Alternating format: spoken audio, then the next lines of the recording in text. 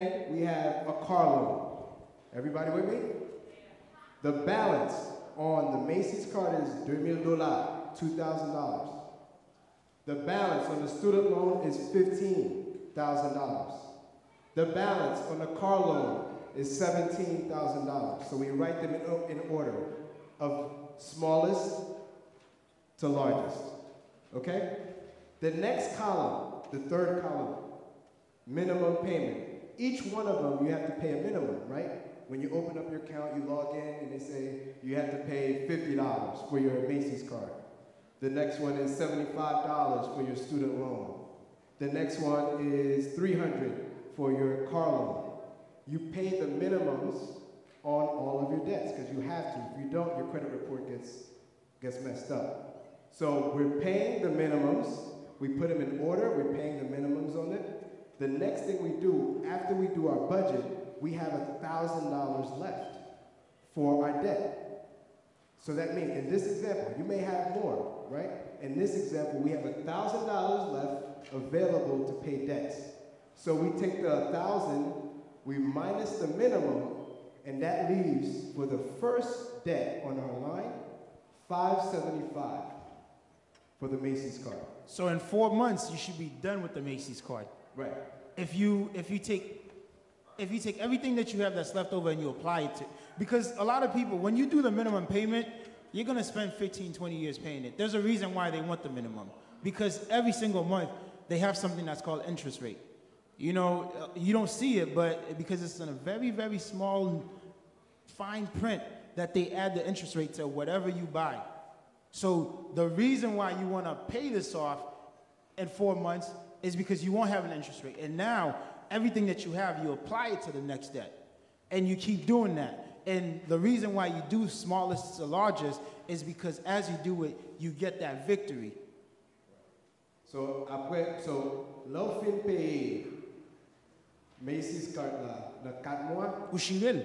ou chirili, ça, ou t'as payé $50 par mois, ou prend ça, ou mettez sur l'autre dette là. The next one is what? Student loans. So you add the 50 that you were paying on your the Macy's, plus whatever you have extra. plus whatever you have extra, to your student loans, which means that $625 extra that you're going to pay on your student loans. And then as you pay them off, you cut them off, and then you're just writing them off, and that's how you get to the point where you become debt free. Then the next one, I want this example to be important because this is a very big understanding when it comes to paying off your debt. The next one, $300, right? So after you finish paying off your student loans, that should take 24 months. You take that $75 and the $50 from your Macy's card. Now you're gonna put it into your car loan. Is everybody with me? Okay, so that means you should have $700 plus the $300 that you were paying on the minimum for the car loan, which gives you what? $1,000 that's going to be taken care of on your car loan. Does everybody understand that? Everybody knows how to pay their debt. So in total, you paid $34,000 worth of debt, 24 plus 17. So you're looking at about 4 years. But that's looking at it from a very, very, very small amount of income. This is what, $2,200. And I don't know everybody's finances here, but you know, $2,200 in debt is in the low spectrum on what you should make. This is looking at it from a minimum wage perspective. Yes, so everyone's finances is different, and that's what I want everyone to understand. But once you make the cutbacks, once you're doing what you're supposed to do, you're going to see that you have a lot more money than you thought you had. So the method of paying it doesn't change. It's just depending on your income. So, you know, what you make at home as far as your work and what you bring home, your budget, your lifestyle can affect your snowball. So we have 1,000 here. I have, right now I'm paying like 4,000 on my debts. You know, so I'm getting rid of it as quick as possible. But somebody else may have a different number. It doesn't matter. And I'm not scared to give people my number because it's important that we learn. And I feel like we hide a lot because we're so impressed with how people think of us. And I don't care about that. I want us to learn this so that way we can change our lives. Does that make sense?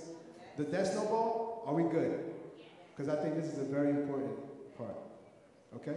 Okay, so next we're talking about baby step 3, which is to save 3 to 6 months of expenses. Okay. Now, everybody's expenses is different. So, you know, if we want to be transparent, my monthly expenses, if we're looking at it, I'll say my monthly expenses in total is about $5,000. So that's with everything. Woo! I'm just playing. So if my monthly expenses is $5,000, for me to feel secure, I need to have $60,000 in the bank. That's how much I need to save. Because when you do 5 times 6, that's 60. Some people's expenses, monthly expenses is $2,500, so you need to have at least $30,000 in the bank. Because God forbid if something happens, if you were to lose your job, you want to be able to know that the mortgage is going to be paid. Now, you know, 5 times 6. I'm not going to... I'm with you. You know, if we're going to be transparent, so a few months ago, like I said, my wife and I, we've been married for 4 years, and this story hurts me a lot because she was pregnant, and she was pregnant with twins. And my mother, I'm the oldest, and she was so excited, but she always said, because you never knew what could happen. But I'm a person, like, I think I'm crazy, but I'm crazy in a good way for the Lord. I remember one time I was trying to buy this house. I know I jumped from story. I used to break into the house. The number of the house was 8701. I used to read Psalm 8, Psalm 7, Psalm 1, Psalm 87, and Psalm 10 in the house. And I said that God is going to give me this house. That's how crazy I am. So when my mother told me, don't tell anyone, I said, no, because I was just so happy. And one day, we're getting ready to go to church. We're happy, and Leah Stenny, she just sneezed, and her water broke. She was only 7 months. And we went to the hospital, and the doctor said, oh, the sac only broke for one baby. You know, we could save the other. And the whole time, I'm crying, but I'm still hopeful. I'm like, God's going to do something. Well, God didn't do anything. At least to me, you know, we lost both kids. We lost both babies, and you know, it was a sad time for us. I was depressed. Everybody knows me. I'm a very happy person. I thought about suicide. I didn't tell my mom this because it would kill her. But the thing about being financially prepared, because of all the things that went on, I was able to take 3 to 4 months to myself where I was able to gain my strength back. I was able to talk to God and ask him the real questions like, why? Why me? Why me? But in spite of going through all that, great things started happening in my life. And Nerly could attest, we just moved to a new house. And I was saying to myself, maybe we weren't ready for the kids yet, but I didn't see it. But God saw it. There's a lot of things that God is, when I think God hates me, but then I sit and I think about it, I'm like, wow, he doesn't hate me. He loves me more than other people. Because of the things that he sees further than us. And I know a lot of times, we don't see it, but the reason why you have to be financially prepared is because if something like that happened, you don't want to be going to work upset. Because if I went into work and someone said, oh, Reggie, how are the babies? Then I probably could have snapped. And maybe I would have hurt myself. So the reason why, like I said, I preach being financially responsible is because you never know what's going to happen. So please, do your very best. If whatever your expenses are, I say 3 to 6 months. 6 months is to be safe, but at least try to have at least 3 months available. Yeah, and let me talk about the 3 to 6 months. It's really dependent upon your risk. For me, I'm going to be shooting for 3 months. I don't think I need 6 months. I don't have anybody really depending on me. I don't have a family yet, but once I get married, 6 months is probably going to go into a bank account, just so that I'm safe. But it depends on your risk. If you're an entrepreneur, if you don't know how much you're going to make this month, next month, put 6 months in the bank of your expenses. And not only that, try to lower your expenses, right? You don't need, if you could live off of $4,000, it doesn't have to be $5,000. It doesn't have to be $6,000. Just see if you can lower your expenses and then whatever that number is, put it in the bank. That makes sense? All right. And we're going to talk about how to lower your expenses too, because, you know, I always says, mamá y sensitives, meaning that you guys will let your kids do whatever it takes. You know, I remember I would come home and all the lights would be on. You would think it's Christmas, but, you know, it's not necessary. If you live in a house, you should know how to get from your room to the bathroom. So every time you flick that switch, energy is being used. So the bill's going to go up. We have to teach our kids to understand the value of a dollar. If you don't understand the value of a dollar, then you will never become a millionaire. And I don't care if you make $1 million a year. If you don't know the value of a dollar, I could give you $1 million today. 5 years from now, you're done. 5 years? There's people who spend $1 million in a day. 5 months. I could do that in a day. I could spend $1 million in a day. But you get the point. You get the point. All right. So let's continue. So far, we got baby step 1, $1,000 in an emergency fund, a saving account. Okay? Baby step 2, pay off your debts using the debt snowball. Everybody with me? Baby step 3, save 3 to 6 months of your expenses in an account. And the account should be an interest-bearing money market that you can get to in case of an emergency. By making a little savings account that you gotta go wait, you have to wait till Tuesday for them to open for you to get the money. Our goal using these steps is for you to avoid using a credit card and use your own money that you have saved. If an emergency happened and you have to pull out a master credit card, or you have to use American Express, you're not getting into your financial freedom. You're going to be doing the same things over and over, and you won't feel the difference in your money situation. Use the money, save the money, so that you can use it in case of an emergency. Does that make sense? Okay. Who wants to retire here? I like to work. I don't want to retire. But everybody wants to retire someday, right? Okay. So Nerly is going to talk to you guys about your retirement, how to save for retirement, and how much you should save at this point in your life. So this is another big topic. The debt snowball is one of my favorites because it's a good strategy for paying off debts. But the baby step 4, ça c'est quatrième, is 50% of what you have in terms of income, gross income, should be invested.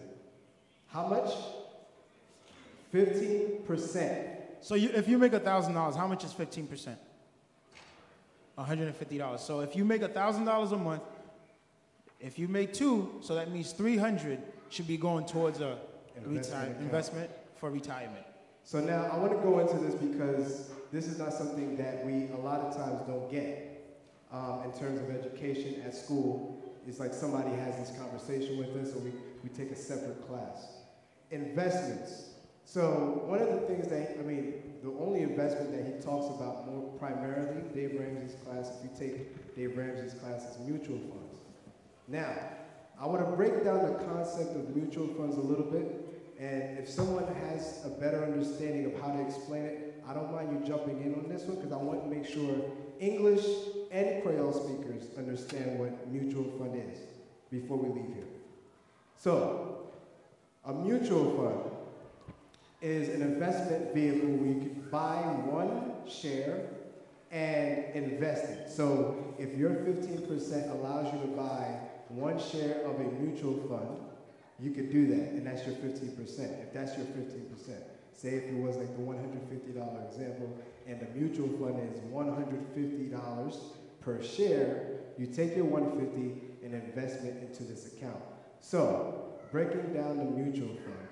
When we talk about mutual funds or any kind of investments, the easiest way I could give it to you is talking about stock.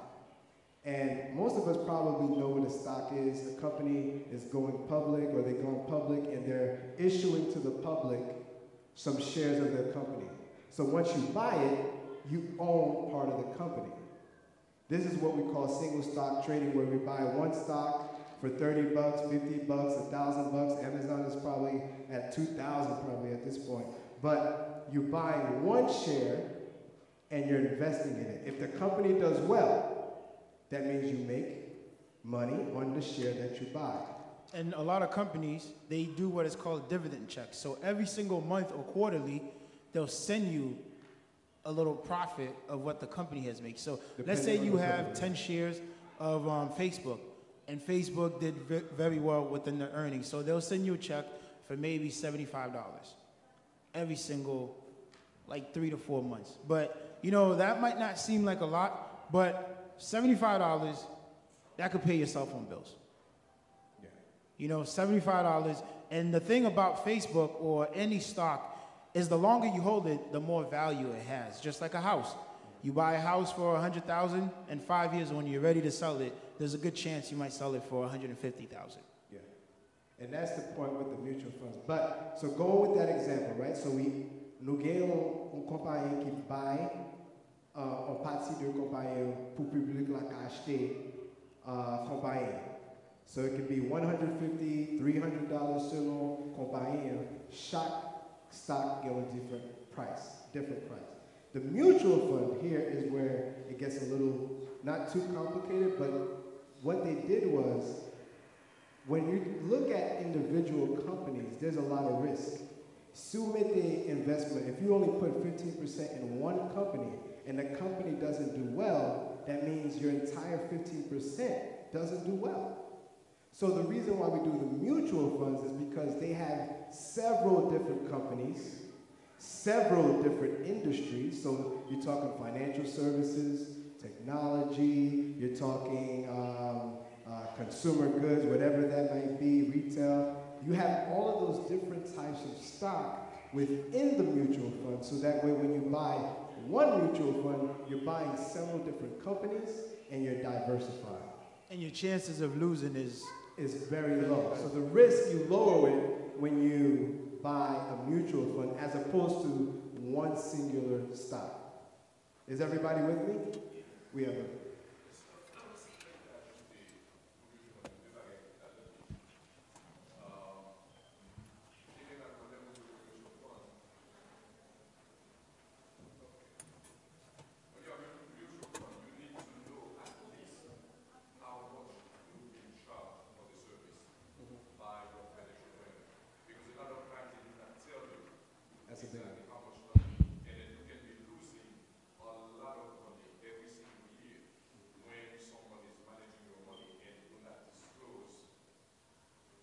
does not disclose exactly how much it's charging you. That's number one. The number two thing about a mutual fund, so any investment for that matter, you can also decide how you want to go about your mutual fund, as you know that. You can go 50-50, aggressive, and then you want to put some money into some riskier stocks, and you want to have some where it is guaranteed. For example, you have a 3% guaranteed, so no matter what happened, that money is secured. And then, based on your tolerance for risk, you can go and then invest maybe 60 or 70% into something aggressive, so you can, when the stock rises, you can make some money, but unfortunately, when it goes down too, then you lose some. Yeah. If you could explain that in Creole for me, thank you so much. Yes. For your if you could explain that in Creole. So, lorsqu'on fonds mutuel, comme nous expliqué nous, ils prennent l'argent déposé dans plusieurs compagnies. Mais ou même au besoin pour demander moun qui est responsable à compte. C'est combien que les charger pour ces services là. Parce que quelqu'un qui charge un paquet de banque. So le mutual fund qui allait pendant 10, 15, 20 ans, ou réaliser c'est pas de l'argent ou pas payer pour manager à compte là. Donc, au besoin qu'on ait, combien qu'on peut charger, est-ce que vous devez switch compagnie à un monde qui charge moins cet argent. Deuxièmement, leur investir dans le mutual fund, c'est vous-même qui quantité de risque qu'on va tolérer. Au lieu pour mettre, on nous dit que vous mettez $200 par mois dans le mutual fund. Est-ce que vous décidez pour 150 là-dedans aller? Quand allez, 350, les autres disent 70% là-dedans aller dans un bagage qui est agressif. Agressif veut dire que vous mettez comme ça dans le stock market là. Stock là monter, va descendre. Mais les gens qui étaient dans le stock market là aussi, rester longtemps, mais finalement toujours bien, ils sont restés longtemps là-dedans. ou bien est-ce que son monde qui peut risque complètement et puis ou aller avec un fonds mais qui est garanti. Mais fonds ça dit garanti 3%. Qui dit que pour les next 20 ans, 30 ans, il y a plus de 3%. Mais tandis que si vous allez dans un fonds qui ou vous mettez-les dans le stock market là, comme Reggie, comme Régis explique nous, vous payez nos dividendes. Ça veut dire que ou prend comme là, ou fait beaucoup plus scope là-dedans. So, c'est deux bagages ça nous gagne pour nous penser à lui-même, là nous parler dans mutual fund là, pour nous connaître qui niveau, qui risque que nous voulons prendre pour nous capable de gagner plus avec ça là. And yeah, so thank you for Joko for that. So that's a big, big thing when you make your investments.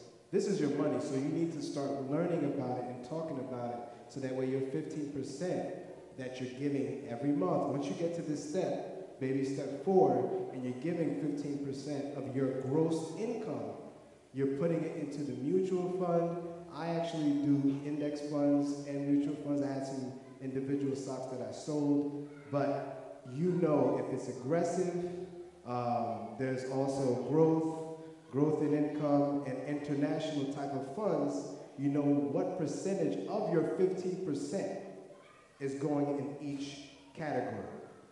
So he talked about aggressive and non-aggressive. As you get older, you're going to get a lot of professionals that tell you to do non-aggressive type of funds or investments. And if you're young, at 20s, 30s, you're going to do a lot more aggressive because you have a little bit more time to make up for any downfalls in the market. So what he explained is very important. That's why I wanted someone to probably re-emphasize what we're trying to say here with the mutual funds. Stocks, individual stocks are a lot riskier. Mutual funds are diversified. So you're going to have a pool of different industries, companies in that one stock or one mutual fund that you have, or 2 or 3. But make sure every month, once you get to baby step 4, 15% should be going into some type of investment vehicle. Okay? Does everybody understand that part? I also want to talk about a little bit more on the investment side. Investment for me is not something short term. There are a lot of people that do short term. They buy it and then sell it like the next month. I'm looking at years. Long term. So if I buy something, I probably won't see the benefits of that till I'm retired and I'm in my 60s or 70s. My hope is that I have a $500,000 house and my account is like $500,000, which would mean I'm a millionaire, and that's good for me if I could get to that point. But that would mean I'm investing now and I'm following my baby steps. I have my emergency fund and contributing until I retire. And it's easily possible. We could buy a house and get that to be valued at $500K, have an investment account that's worth $500K. That makes you a millionaire. And it's you could do it if you follow the baby steps. I'm giving that example because I really, really believe that I will get there. Discipline, changing the mindset. Now, we're going to baby step number 5, which is the college fund. How many people... Before we go there, we have a Toyota vehicle that's in the back, F22 HVC. A Toyota F22 HVC, if that's you, please move your car. Nous allons Toyota aqui there. Yep, oui. F22 HVC. Okay, baby step 5. You have a question? I want to know, what did you do to pay 2 houses in... One house, not 2, just 1. I have 2, but I only paid 1 on. Yeah. I'm still working on paying up this new one. All right, you want to know? Yeah. Okay. So, we'll get to the college fund. You want to know the secret. All right. The very, very, very, very tough, the hardest part for me was discipline. To pay off, like I said, the house was 100, I bought it for 145. It was 185, but I bought it for 145. The key was to putting 20% down, because now you don't have what is called a PMI. I don't know if you guys know what a PMI is. It's an insurance that the mortgage wants. If you don't put 20% down, they want to make sure that their money is safe. So I avoided that whole PMI. So that's $200 I'm saving off the top. Number two, my wife, she makes good money. Like, she's a nurse practitioner, and she makes 6 figures. So what we did was, we said that we're gonna live just off a portion of my income, not even the whole amount of what I make. So we stopped going out. We didn't go out to eat as much. We said we're not gonna go. If we went out to eat, it was my birthday, it was her birthday, and maybe when people come, they'll take me out. But the whole idea was, we went to the grocery store on Friday, we cooked on Sunday, and we made it work. Whatever was in the fridge, that's what we ate. So we were very disciplined, so we were saving money there. We had 2 cars. We had no car payments. We dropped down the insurance a little bit, so the insurance wasn't as high. So everything that I had extra, whatever it was, I took that money and I applied it to the mortgage. Now the key is, what they don't want you to know is, if you make just 1 payment extra on your mortgage, which is by paying, so your mortgage is due on the 1st, but you're not late until the 15th. So if you make a payment on the 1st, and then on the 14th, right before the due date, you make another payment, that counts as 2 payments. So now you just slice the mortgage payment in half. I mean the interest rate. So now you're not really paying interest rate. For that year, you're really safe, because everything that you put towards the mortgage, it's going straight to the principal. So what we did was, we made the first payment, which was the regular payment. The mortgage was $1,100, but then on the 15th, right when it's about to be due, we'll make a $4,000 payment. We did that for 1.5 years, and the mortgage just disappeared. I don't know what happened. Actually, I got a check today from PNC. They sent me a check because we paid extra. I'm not even joking, because we just moved. We moved to the new house, and I went to get the mail at the old house. I have the check in the car if you guys want to see it. They just sent me a check for $2,741, which I didn't even know about. I opened the mail, and they said, you guys paid extra. So we just got a check for $2,700. So the thing is, the key to paying off your mortgage is discipline. Now, another thing too, it was just the 2 of us. We made a lot of sacrifices, so the heat wasn't always up.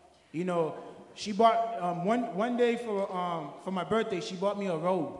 And I'm like, what do I need this for? Lizzie, because you're gonna be cold in this house. And yeah, so we used to have the heat at 76. We went from 76 to 70, but guess what? The light bill went from $200 to $110. That's $90 extra that we had a month to apply towards the mortgage. And now, when we're not going out to eat, that's more money we have. So the key, it's not a secret. It's just discipline. You have to make the sacrifices. And if you make them now, the mortgage will disappear. And another thing I think I want to, and I know there's some real estate folks in here, is being careful not to buy too much house in the beginning.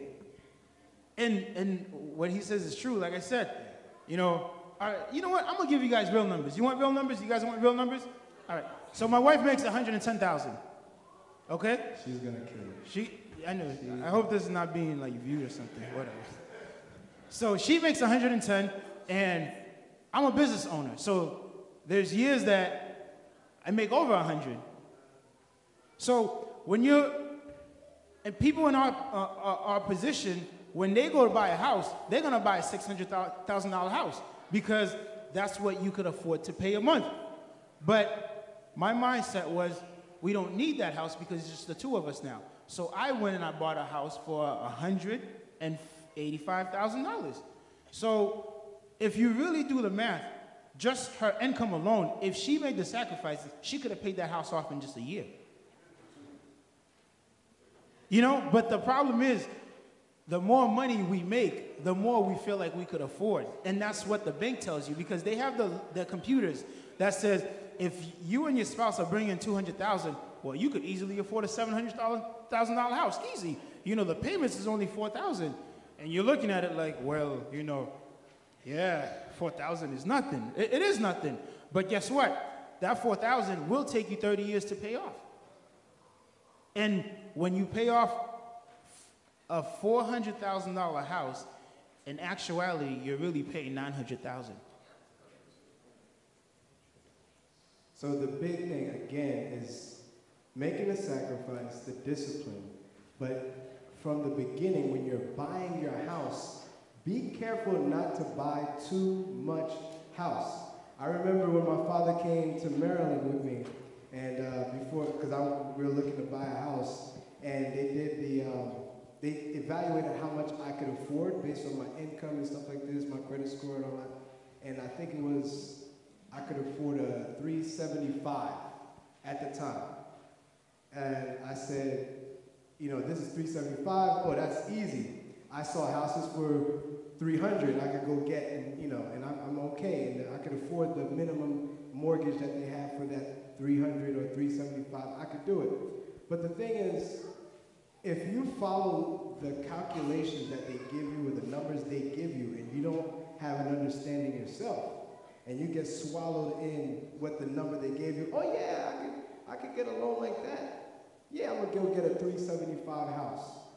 When you should probably look for something that's maybe 200 or 185. Sacrifice the lifestyle so that way you can live a financially free life. And the biggest thing, not to cut you off, Nelly, that I found out about buying a house, my first house, a lot lower than what we could afford, is we bought the house for $185. We just got it appraised because I'm renting it now. And, you know, thank God I was able to buy a new house and I didn't have to sell the old house. They appraised that house. 4 years later, it's worth $350,000. Yeah. So if I want to sell that house today, they will write me a check for $350,000. And how old did I tell you I was? I'm only 33. Let's do it. I'm only 33. So, and that's the thing I like about God. And like I said, you guys think I'm crazy. Whenever I look at my life, I look at God. And I always say, si yo pa vle wem kounya la, le bon Dieu fait sale gen pou l'fè nan vie mna. They're gonna hate me. If you look at me and you say, wow, you know, he's done so much, but wait till God is done working in me and in my family. So that's why finances is very, very important. It's not to show off. It's not to, you know, when I was growing up, I was always in business. I remember I bought a BMW, and as I grew, I said, do I need a BMW? I sold the BMW, and now I'm driving a Honda Accord. But guess what? The same place the BMW used to bring me, the Honda Accord brings me there too. And it's surprising, you know? But when you start realizing that, and I always say it, I'm not upset at people when they do these things because I feel like people need to grow out of things. I can't tell you to not do that. But once you start taking your responsibilities at hand, and once you start understanding what's more important, then you'll see that, like the Bible says, toute c'est vanité. That's true.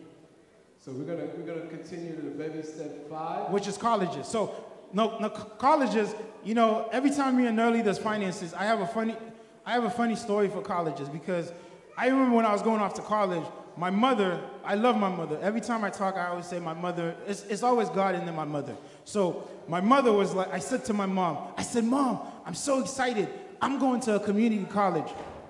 My mother's like, what? Oh Lord, no, my son cannot go to a community college. Because in the Haitian community, I don't know why, but it's frowned upon for someone to go to a community college, which doesn't make sense. And the reason why I wanted to go to a community college is because I had a friend named Jennifer. She went to a community college. She went there for 3 years, and every year she paid it out of pocket. And then she transferred to this big-time school named UMass Boston, and she got a degree. She got a 4-year degree in 1 year. And when she left, I wanted to look at her degree because I thought I was going to say 3 years at a community college and then 1 year at UMass Boston. No, it's the same. Her degree has the same weight as someone who did 4 years. So, long story short, Jennifer went to Mass Bay for 3 years, graduated UMass Boston, in just a year, and she had maybe $10,000 worth of debt. Now, my mem, who listened to my mother, I did 4 years at UMass Lowell. When I walked out of school, they gave my diploma, and I remember what I did with it. I walked to my mother's house in Zimeafo. I gave her the diploma and the bill. It was $45,000. I had a debt of $45,000. Now, the reason why I always tell that story is because as parents, we have to be okay with our kids going to a community college because there's nothing wrong with it. The degree is the same. The education is the same. As long as they have a plan, you will find success. So there's also things that are called scholarships. I don't know if you guys knew they give scholarship for everything. They give scholarship for having long hair. It's true. They give scholarship for being black. They give scholarship for being Haitian. They give scholarship right-handed, left-handed. I'm left-handed. I never get that. Colgate gives scholarships. So those are information. And every time I think about it, I don't fault my parents because my mother, when she came here, she did not know too much about what I know now. And that's the reason why I want to educate whoever has kids that are going on to college. And the biggest thing, too, is make sure, if the kids are here, make sure you do well. Because if you keep your grades up, they're just going to throw scholarships at you. Yeah, that's a big one. But outside of those things, we talked about scholarship, talked about community college, getting good grades. Also want to throw it in trade schools. If you're a mechanic, if you want to go do nursing, certain schools. Electrician. Electrician. Trade schools could go in there, but if you could cash it out when you go there instead of taking the debt, that would be good. But one thing that I don't hear a lot talked about is 529 plans, which is another type of investment. We talked about mutual funds. The 529 is primarily for colleges. If you have little kids right now and you invest into a 529, this is baby step 5, so that means baby step 4 is you're putting in 15%, and after that, you're investing into a 529 college savings plan. That number could be different for you depending on the family, but putting something aside, I'm in the process right now, anybody who's born in my family, I'm opening up a custodian account for any of the babies so that they can have something coming out when they're in college. I'm almost done. I have like two little cousins left. But I want to start doing that, and every birthday throw some, mutual fund or add some mutual fund to that account so that way when they're looking in college years, they could have $50K or $100K depending on the account and the level of amount or payments I add to their investment account. But starting investing in a 529 college savings plan or education savings plan, ESAs, or savings account, you could help pay for the college later. And that concept is true because I have a friend who, obviously, they're white, and instead of, the reason why is, when she was going off to college, she got a scholarship, but she also got a check from her father for $50,000, and he said, do whatever you want with this because you earned it. And she thought it was bizarre because, she's like, why is he giving me a check? I'm not getting married or anything.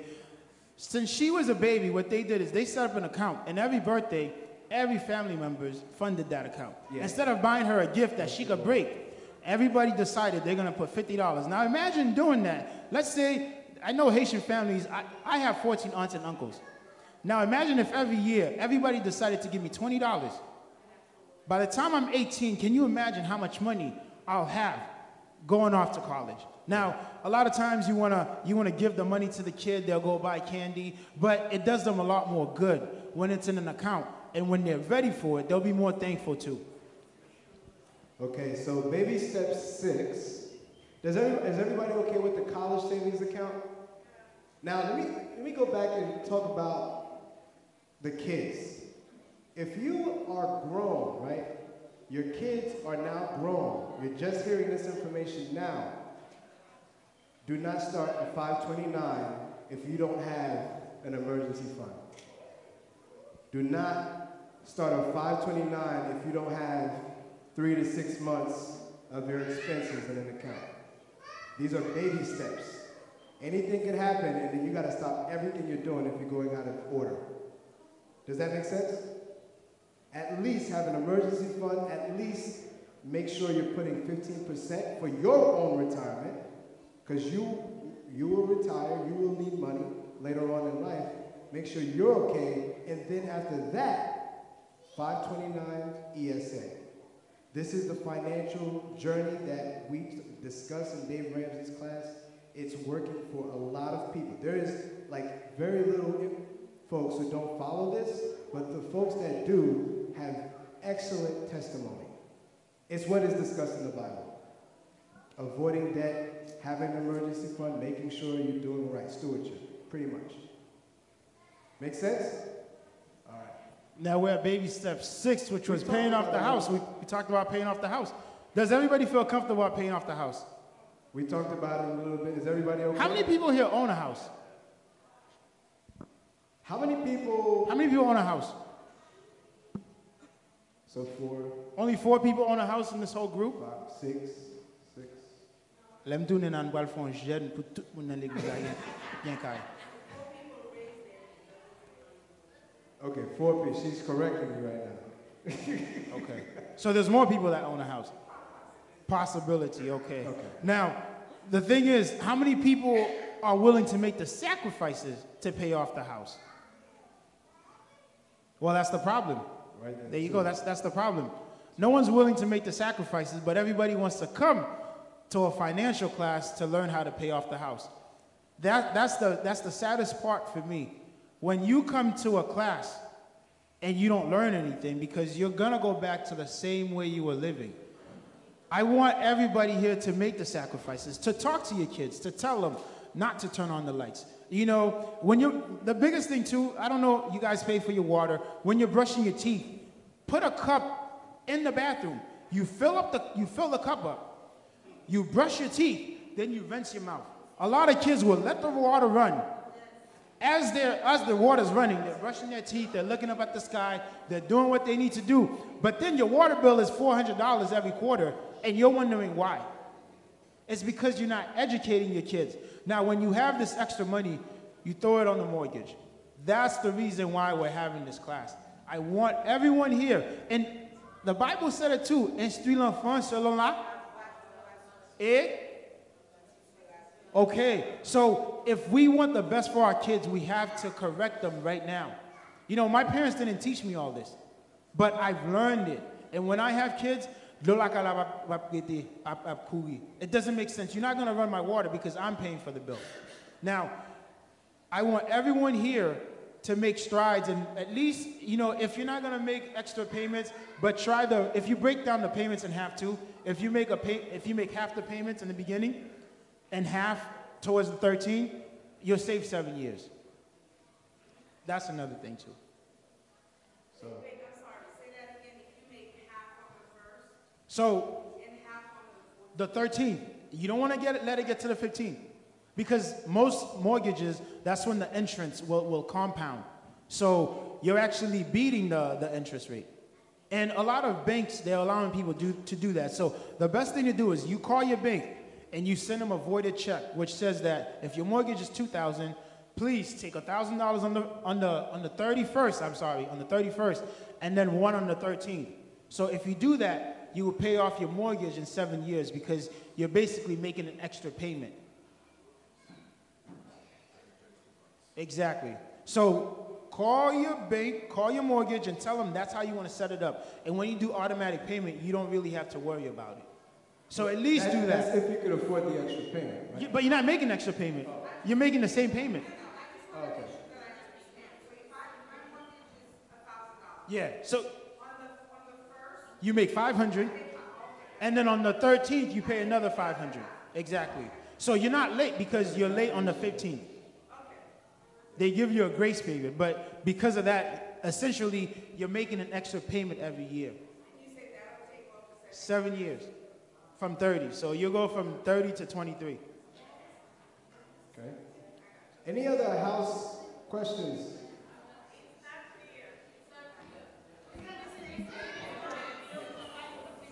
You're making the same payments, but you're beating the interest rate. So the interest calculation happens on the 15th. All right, guys. The interest calculation happens on the 15th. So if you're splitting your, Anali, what's the Salem? You vale que ora munyo. so I'm gonna explain it in English. So basically, No, you're gonna explain in Creole. Huh? So nous gain calculation intérêt. Banque là yo fait sous 15 chaque mois. Ça 15. OK? Ça veut dire, si vous payez moitié au commencement, distance vous fait deuxième partie, vous get you already beat the interest rate. So now, it looks like you're making an extra payment. Li semblait ou font extra paiement, mais on pas fait le vrai. C'est paiement ou divisé en deux. Mais, je toujours dis, les banques là, deal ou et conserve les set li up. So when you set it up automatically, you're not being penalized, and they know what you're doing. The banks and the banks now too, they're sending it because the reason why they're doing it, not only do they want to make sure that they're getting their money, but they don't want you as a client for 30 years. The faster they get their money, the better for them. And I tell people this all the time. Everybody thinks the banks, they want to take your money. Why do you think foreclosures will take 3 to 5 years? The bank, they have so many properties. Why would they want to take your little house so they could try to sell it to another person who most likely will lose it again? You know, and how many people have had a mortgage for at least 5 years? Don't you see a lot of times you're making your payments and then it's like, oh, somebody just bought your mortgage? It's because they don't trust that you can make the payment. So other banks are taking chances. They're bidding for your mortgage. So this bank wants it. And then 3 years later, Bank of America doesn't have it. Now you got to pay PNC. Then you got to pay Sovereign Bank. That's just how it works. So they want you to pay your mortgage as quickly as possible. So when you call them and you tell them, hey, if I make the 2 payments, are you guys okay with that? They will tell you yes. You send a check that's this void, and you divide it by 2. And some people, if it's 2,000, you could do 3,000. So you put 1,500 on the first, and 15. Now you're looking at 20 years. Like it's just the more you pay, the better it is for you guys. You're not making the same. Give me the mic. Give me the mic. Yes. Anything with interest. Le que l'on paye 2 fois par mois.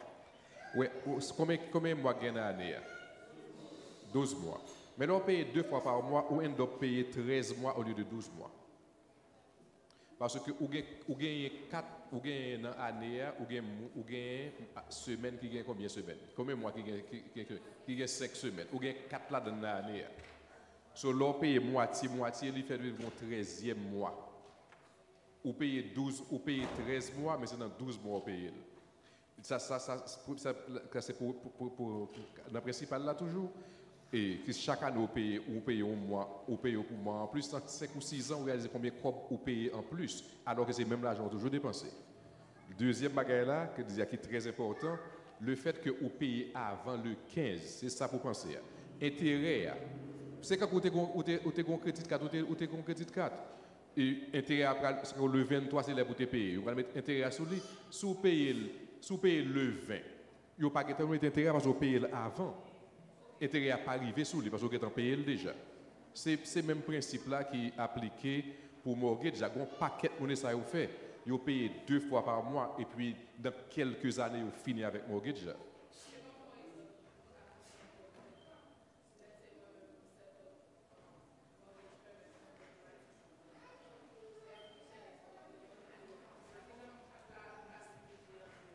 Eh bien non, il est facile pour splitter en 2. C'est même comme là. Pour moi, je parle pour moi personnellement. Moi, set up mortgage payment directly on automatic on the bank every 10th of the month. So, qui j'aime qu'à split en 2 là. So what you're going to do now is you're going to call the bank and tell them to send you another form. It's called the authorization form. But on the bottom, it will tell you where you can split the payments. I wish I had brought mine here. And you'll see, it'll say, a payment on, some is the 31st, a payment on the 31st, and then a payment on the 13th. So you're making the same payment. Yeah, you're making the same payment. And I always recommend, if your mortgage is $2,000, why don't you just pay an extra $100? So you do $1,100 on the first, $1,100 on the 31st. So now you're paying $2,200. So instead of, getting that extra 7 years, you might get away with, 8, 9 years. But I want people to be careful. So if you're already used to paying once a month, make sure if you do the split, that the money stays in the account for the second payment to happen. Right? Because if you've been doing one payment per month, you're already used to it in your mind. One payment. But sous alpha, ça n'a pas expliqué a lot. Because I don't have a house. This is the first time I'm hearing about the one payment kind of thing. But it makes sense because of the interest calculation. If you split your payments, make sure your money stays in the account so it's available when the bank is making the withdrawal. Because if that happens, you're going to deal with some other issues. I just want to add also, I have heard it where you can just make an extra payment a year. It's like you don't, right. I've never heard it cut in half, but I've heard it that you can just make an extra payment a year. So you can pay every year, every month, so you'll make 12 payments, and on the 12th, whenever you just send an extra payment, which will add up to be the same thing. Yeah, that works as well. My goal for anybody, including myself, when I get my house, I'm not splitting one payment. If I can, I'm going to make one payment for the mortgage, and I'm going to make an additional payment, which I think is more, that's more powerful financially when you're talking about debt. Making an additional payment. I'm not splitting payments in half. That I probably will do, but if I can, I'm making an additional payment. So si mortgage with $2,000, ma voyer $4,000. Cut it, I'm going to add to it. But when you do that, the thing is, Nerly, you have to be very specific because they'll ask you, where do you want to put the money? Yeah, so you have to make sure it's going towards the principal. And that goes for cars too. If you have a car, make they sure always you take tell the them interest. You want to put it towards the principal. Yeah, you never, because whenever you send it in, they're always going to try to eat first. So they're always going to put it towards the interest. When you send the check, if you're sending a check, always write either the front or the back of the check, please apply to principal. Yeah. When you ask them to, they can't put it towards whatever you're paying monthly, they have to apply it to principal. Thank you so much. So let's go through the baby steps 7. So let me just remind everybody what the baby steps were. Baby step 1 was $1,000 in an emergency fund. If you don't have that, make sure you get to it. Make sure you fight for it. If you're making $20,000 or less, you can make that $500. But at least if you're making $20,000 or more, $1,000 in an emergency fund. And you only use it for what? Emergencies. Baby step 2 was pay off all your debts using the snowball. We took a little bit of time to discuss the snowball. Smallest to largest. Macy's card was 2, the student loans was 15, the car loan was 17,000. And as much as you can, throw it to the extra on your first loan and go to the next one after it's paid off. Is everybody okay with that? The next one was 3 to 6 months of expenses in addition to your 1,000. Right? You add that. So you paid off your loans, then you go back and say, let me add to my emergency fund. So now your emergency fund becomes 3 to 6 months of your expenses. The question becomes, do I do 3? Do I do 6? If you have a lot of risk in your life, 6. If you don't have, like me, I don't have kids, I don't have a family that I need to worry about yet. So 3 months is what I always say if you're a nurse, you could do 3 months because nurses find jobs very quickly. Yeah. If the risk in your job area, your industry is hard to find a job, 6 months, depending on the risk. I'm going to get through the baby steps and we're going to do questions soon, so bear with me. Baby step 4, save 15% for retirement. That's 15% of your gross income, not your net income. So if your check says $2,000, but your gross is $4,000, it's 15% of $4,000 going into an investment account. I did not earlier give you guys a website if you need a professional, smartvestor.com. You put in your zip code and you'll find a financial advisor that can help you with picking stocks and things like that. The thing that I want to say about picking a financial professional, if he's not explaining basics. When he's explaining something, it's like, I don't get it. He's not taking the time. He's rápido puesto. Don't deal with him. Remember, I like to ask questions. People get annoyed with me because I make sure before I leave a meeting that I understand. And I give hypotheticals. But what if this? Right? If they're not patient, if you see that they're not patient with you, and even in conversation with friends, I can tell who wants to help me or who doesn't. Somebody's going to sit down. Okay, let's make sure you understand. Financial advisor, help them. They'll help you get your 15% if you tell them what you have to invest. But make sure whoever you use is someone who's patient, who understands that you don't understand, and they'll explain. Okay? Anybody else? Don't even deal with it. Number 5, which is the college funds. We talked about the college fund. Yep. How to save for college. How to look for money for college. You have a question for college? Okay. Okay. Let's go through it. And then baby step 6 was paying off the house. And baby step 7 is essentially where you made it. This is my favorite one because I'm a person, I love to help people. And, I have a cousin who, he's a surgeon in Haiti. We have a clinic we built together, and I know a lot of you guys know the healthcare system in Haiti. He's basically working for free. So for 2 years, he was performing surgery, and, it's funny because the earthquake, I was in the earthquake. A lot of people don't know that. When the earthquake happened, that's when I really, really saw what Haiti was going through. Because the earthquake happened on a Tuesday, and I was there from Tuesday to I came back on Sunday. And for 5 days, I saw dead bodies on the floor. The country rotted. It smelled and it was sad because a lot of people, they were afraid to sleep in their house. There were so many aftershocks. So after that the big earthquake, you would be in your house and then you would feel aftershocks. I came back and I would be sleeping and I'd wake up because I thought something was going to happen. So I could only imagine what those people were going through. So because of that, my cousin and I, we opened a clinic. He's a surgeon. He went to Cuba. He studied. He did some classes here at Johns Hopkins, but he's basically working for free. So the reason why I love to give is because I think, I don't know, like I said, I'm crazy, and I feel like the more I give, the more God gives me. And a lot of people say, oh, no, you're just saying it. But I'm not just saying it. Because the times that I don't feel like I'm helping enough, I feel like I'm just at a standstill.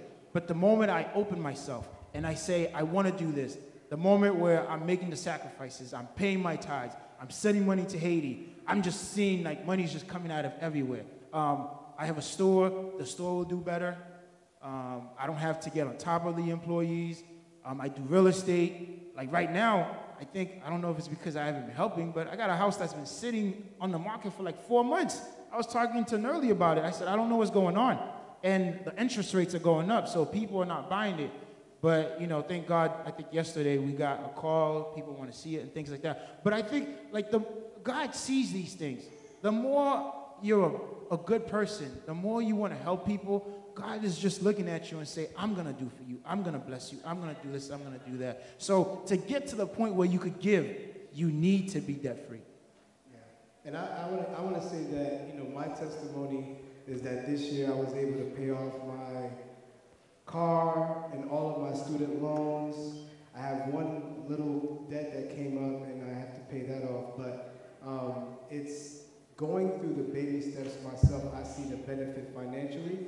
And I don't want to wait till baby step 7 and start giving. So like I was telling you guys, I started in my family where I'm opening up custodian accounts for all the babies in my family.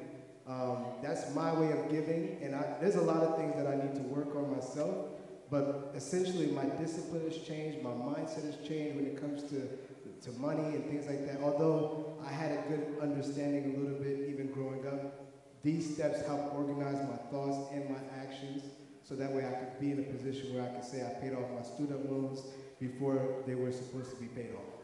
And that to me is a very big blessing. And soon enough, I may have a testimony about real estate. So we'll see. But the thing is, we have to become better people. And I'm fighting every day to become a better person and help people as I see it. And if we do that, you'll see the things change in your life. Another thing that I did was tithe and offering. Big switch. I remember my first internship, I got my first check. I gave my father $1,000. I still remember. I felt good doing it because he always gives me money. So I gave him $1,000. And then I took 10% of the net of my check and gave it as tithe. And that's what I was doing since I started working. It wasn't until I started working with the General Conference. I worked for the General Conference as an auditor. And the treasurer at the General Conference was speaking. And he said, does anybody have questions at the end of the session that he had, the treasurer of the General Conference? And I raised my hand and I asked, I said, because this has been on my heart. I said, I pay, what do you think is the best? Paying 10% from your net or paying 10% of your gross? And he took the question. Everybody was like, okay, let's see what the treasurer is going to say. We already know what he's going to say, but he said this. He said, do you want God to give you 10% blessings from the net or 10% blessings from the gross? And to me, that really resonated because that told me if you're trying to pick like between a few extra dollars on a tithe payment, then when you're talking about blessings, you shouldn't even be considering that either. So I've been giving gross 10%, and I've seen dramatically how my financial situation is better. It helped with my discipline. I'm kind of organized a little bit more. Again, there's a lot of things that I still need to work on personally, but I see the progress in my life. Amen. And people see it too. It's not like I kind of keep it to myself. I want to share with everybody.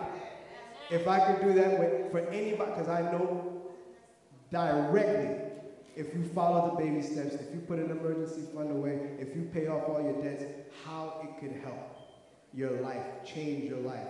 And hopefully, it could change yours too. So this is pretty much all of our baby steps. We have a few extra slides, but I think we could take some questions.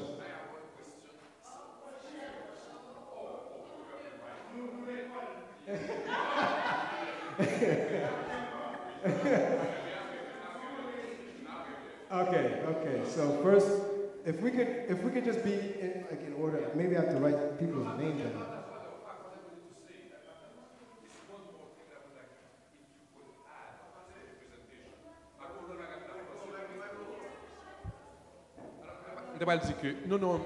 Just something I want them to add. Nous devons parler de credit score parce que nous nommons Dave Ramsey, pas vrai? Ça c'est is the top guy. He's the top guy. On t'a parlé avec l'église pour dire regardez vidéo yo, monsieur qui est dans YouTube yo, learn a few things. Okay. But dans la question de credit score là, nous devons adresser ça à l'église là. Tout le monde veut gagner un good credit score. But in order for you to get a good credit score, you have to be spending your money. You have to have a debt. Yeah. C'est notre dette pour aller pour gagner. So nous devons adresser ça à l'église parce que entendez au monde qui t'a besoin là, ou pas supposé faire crédit, ou supposé capable faire crédit parce que c'est pour ça score pour monter. So nous devons nous faire parler de l'église. Reggie, I could talk about that, and then we can go to the next question. Let's go to the questions first, and then we'll address that, because I think that's just a bonus. All right, okay. So we'll get to it. President. Question ça chaud là there. Ok, question moi, m'a posé en créole parce que il y a affaire avec moi-même qui est haïtien. On a besoin financial stability ça n'a parlé à qui moun li aimer.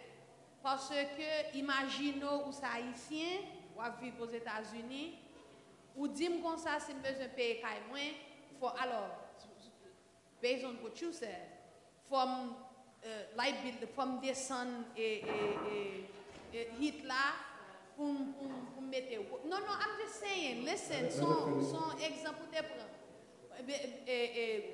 quand pile bagaille pour me faire pour me payer mortgage off ça veut dire pour me payer mortgage pas vrai mais tout extra bagaille ça m'a fait là pour me payer mortgage qui l'homme gain temps pour tout le monde moi gain Haïti yo m'a payer l'école pour yo parce que faut mettre ça dans budget tout faut me payer l'école pour ti moun yo faut me voyer l'argent manger faut parce que give ça moi nous mettez dans build weapon give là c'est nous dit extra que nous gagnons mais tout bagaille ça au baguette ça c'est sous de nous il faut payer l'école gain prévu l'hôpital gain prévu cas maladie gain prévu l'an mort qui côté ça yo fall under parce que et ça fait demander stability ça pour qui moun ni aime parce que nous dit c'est pour payer mortgage c'est pour payer mortgage dans certain amount of time pour payer machine dans certain amount of time pour faire certaines choses dans certain amount of time but et tout bagay ça ou baguette ça as a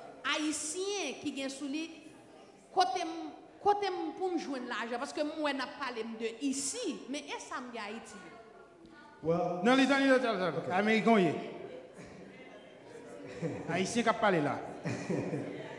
You Okay. started Reggie up right now. All right, so I was born in Haiti. I don't know if I talked about that.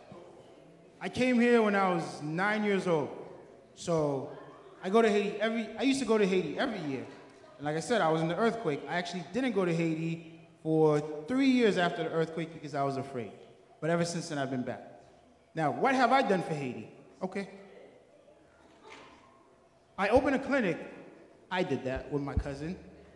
I put kids through school. Were you on a budget? Were you on a budget, Reggie? I was on a budget. And were you doing? But this is constant. Until this day, I'm still helping. I have family. Okay, you're right. So, would you like me to call Johnny?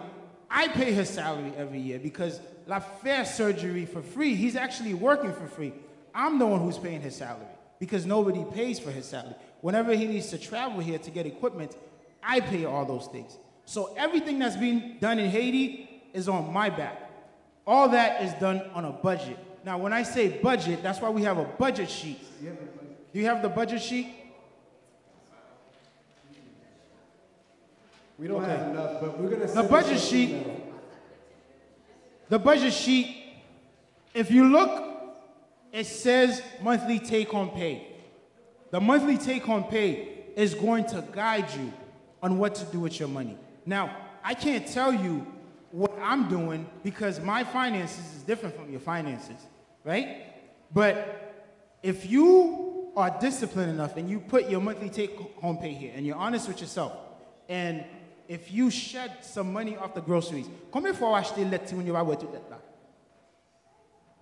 Be honest with me. You don't have any kids? Okay. Well, the thing is, it's an example. What I'm trying to tell you is there are places where you could compromise here. Yen kote na budget, yen ba what fair. Because I found it when we would go to a grocery store, there are things that I like to see in the house, but I never get to use it. So what I would do is, instead of ma pache ton pack fig, m'achete toi. Parce que m'gone toi, c'est m'ga manger. Yeah.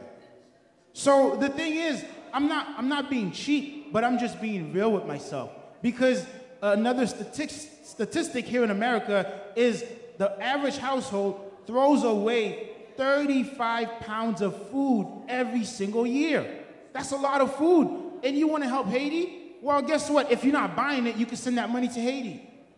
That's where I'm getting at. You have to be honest with yourself in the budget sheet. If you put your monthly expenses down here and you know exactly what you can do and what you can't do, and you don't have to make the extra payment on the mortgage, but if you're making the same payment, you split it in half, you could do that, but you still could help Haiti. You can do all that. Let me say this really quick on your statement, and we were limited on time, but we usually, and this is what we did before, we did our presentation on the budget.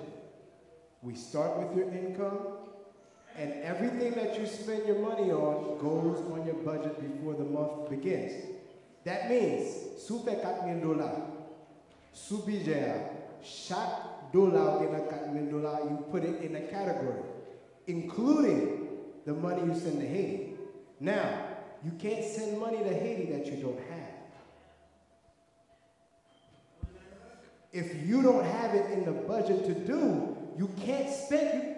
I cannot make up money to go send to Haiti. Seriously, if I can't live here making the money I make, Haiti cannot get anything. Unless you make a sacrifice, change your lifestyle, there is no way you can give what you don't have. And if you're doing that, you're going to be in financial hardship for the rest of, as long as you continue doing those methodologies. I tell anybody, and I tell it to people that I love, make sure it's on a budget. If you can't handle it on your budget to do something like that, you can't do it. Sorry. Discipline.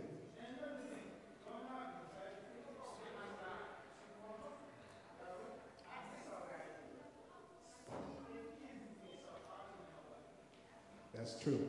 You got to be able to handle yourself. Let me just add this. I think also the point of this whole seminar is for you to pay off your debt so that you may have more to help others. This is step number 4. So maybe this year you're not able to help Haiti. Maybe next year you're not able to help somebody in Haiti. But once your debt is paid off, then you'll be able to help somebody else even better. But I'm not done with I haven't asked my question yet. Okay, my thing is that I just want to say thank you, because each time I hear a seminar, I get to learn more so that I can take it with me, make it become practical. So thank you very much. Now, my question is, I hear you talking, and what I'm thinking that if I don't have extra, okay, because you're talking about, spending $2,000 to pay the debt, but I may not have $2,000. I may barely be paying my debt monthly. Where do I get this extra money to throw on the next bill or to do all these things? I'm just barely getting by paying my bill every month. And I'm sure that there's a lot of people that are in that same predicament where I just have barely, or sometimes I don't even have enough to pay my bills. When we did the classes, where people were calling in and they were saying that because of what you taught me, I was able to return that car that I couldn't afford. So now you have to really sit back and look at yourself in the mirror and say, okay, est-ce que je peux payer machine ça? Que je paye $600 pour lui chaque mois? Doesn't make sense to be paying on a car that's $500 when you could go back and get a car that's $200. Now you have $250 that's free up. Now, I know a lot of times you want the best coverage. Can I compromise just a little bit on the coverage?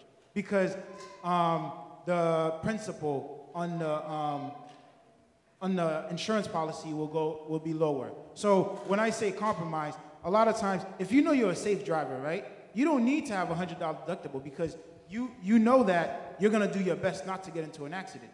But if you raise the deductible, meaning if someone hits you, you don't have to pay anything, right? Now your insurance will be lower. So the thing is, it's just really looking at yourself in the mirror and say, okay, I don't have money to spend. Why is that? Are you going out to eat? Are you, like my mother, she likes to go to the mall. She likes to go shopping. Can you cut that out? So there's a lot of things you can do to find money because we put ourselves in these situations without even knowing it. The other thing that I want to talk about is income. A lot of times you're going to hear expense talk, but some people need talk on income. Some people need to get another job. Some people need to get an extra job. If you have a nursing degree and you can't live off the income your job currently is giving you, I'm going to suggest you go to LinkedIn.com and start looking for a better paying job. because you can't support yourself. Either your lifestyle has to change or the income supporting your lifestyle has to change. It's two numbers, income, expense. I'm just doing a subtraction, right? So for me, it's like you're going to hear a lot of save money here, cut the water there, but sometimes the conversation should be depending on the situation. You need to make more money. You need to get an extra job. You know, you need to do something to live the lifestyle that you want, at least for the time being until you get to these baby steps. And you know the beauty about getting an extra job? You're working, so you're not spending. He's big on the spending part. So we have some questions on this side. We're going to go here, and I don't know who's next after that.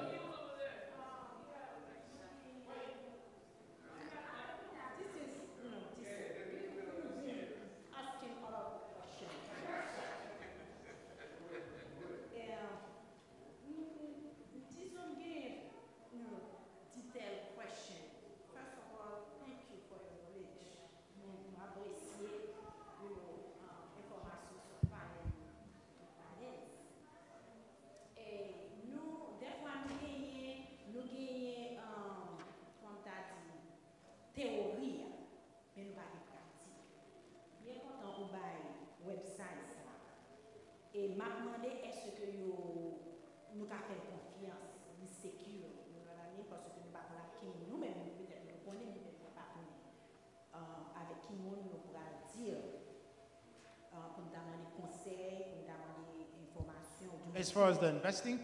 Yes. Yes, those websites are very safe and secure. Okay, good. Pour $1,000 vous avez parlé, est-ce que c'est annually, ou maintenant monthly pour mettre dans saving? No, that's just to start off. It's for emergencies. So that $1,000 is just, if anything happens, you don't have to go into something else. It's just for emergency. No, est-ce que c'est pour moi ou du moins? No. Just one time.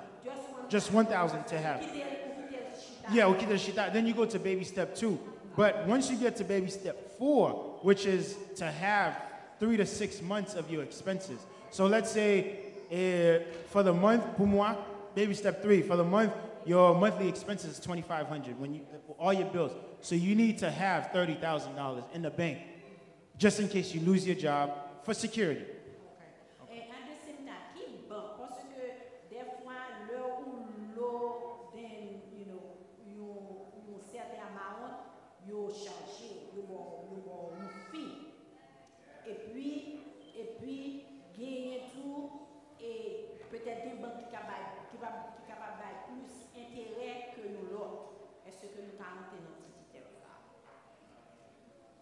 Actually, yes. We're going to give you some good banks to put your money in. As far as savings, an Excel sheet together of many of the commercial banks, and what I found is a lot of your commercial banks are giving you less than 1% on interest for savings, and if they even give interest on checkings. So what I recently did, and I just found this out maybe a month or 2 ago, there's online banks. Now, this is not traditional for a lot of people, because a lot of people are not online. So depending on what you're comfortable with, you could go online and get a higher interest rate. Goldman Sachs Marcus account has right now 2.05. So now my savings is in Goldman Sachs Marcus account. Goldman Sachs is a reputable firm. They actually play with very little debt. So I actually trust them a lot with funding. But that's online. That's not your brick and mortar, Bank of America here in the corner. But here's the thing. If you're looking for higher interest rates, you probably will get less than 1% in your brick and mortar banks. Most of them are like 0.025% APY. To me, that's nothing, and most of them are like that. The better deals you're going to have when it comes to putting your emergency fund somewhere is a credit union. I used to use Vision Credit Union. theirs was pretty, like, I want to say instead of 0.25, that was probably 0.4 for their checking and then 0.7 for their savings. Credit unions have that, and different ones have different rates. So credit union is what you want to look at. Instead of a Bank of America, instead of a Commerce Bank or TD Bank that you put your savings in or checking in now. But if you're looking for a drastic, you might want to look at online banking. You have to go online. Goldman Sachs Marcus, or I also have Capital One 360. They don't have brick and mortar. It's not like you could go to you can probably go to a Capital One sooner or later. They're working on that. But for your Goldman Sachs, you can't go to a brick and mortar Goldman Sachs where you go, like your Bank of America or your TD Bank. You buy a building. C'est sous computer, vous voyez comme là, and you deal with it on computer. Now, if you need this money automatic, I would suggest doing a credit union that has a brick and mortar, a building, parce que if you're not used to it and an emergency hits, you will have to wait 2-3 days to get the money from Goldman Sachs. Right now, my emergency fund is in Navy Federal, because I live in DC, I work for the government, so I was able to get Navy Federal. But if you can't get Navy Federal, there's other credit unions that have buildings. If an emergency happens, you can get your money right away. I only use it for things that are extra outside of my emergency fund. That's where my savings accounts are. But for things that like an emergency account, you need to have it immediately because you want to avoid using a credit card. And that's why I say you could go online and get a better interest rate, but if you're looking for your emergency fund, you should probably have it in a brick and mortar, so that way, si on emergency passe ou ka na bank la, retire l'argent and deal with what you have to deal with. Does that make sense? Does that answer? Okay, so we had a, oh yeah. In the beginning of the presentation, you mentioned about life insurance, whole life insurance and term life. Which one of the two is going to benefit me the most? Like, say something that happens that's out of my control. I personally, like I said, I'm a term guy. The reason why I personally like term is because you never know what's going to happen with your finances. Term life, you're not paying as much. So you could get a term so you could get $500,000 term right now for, if you're healthy, for about $800 a year, right? Now, if you're looking at whole life, for $500, you're looking at $800. You're looking at about $500 or $600 a month. That's a big difference. And the thing with term, like I said, it's just like a car insurance. If something happened, you have it, but then it's for 30 years. Granted, after 30 years, you lose all that money, but it's not a bad thing because you're in a better position financially. Now you could put $1,000 away every month for the next 10 years and fund your own funeral and do all these things. So, if you have the money and if you want to do it that way, you could do whole life, but term is financially more responsible and you get more out of it, I think.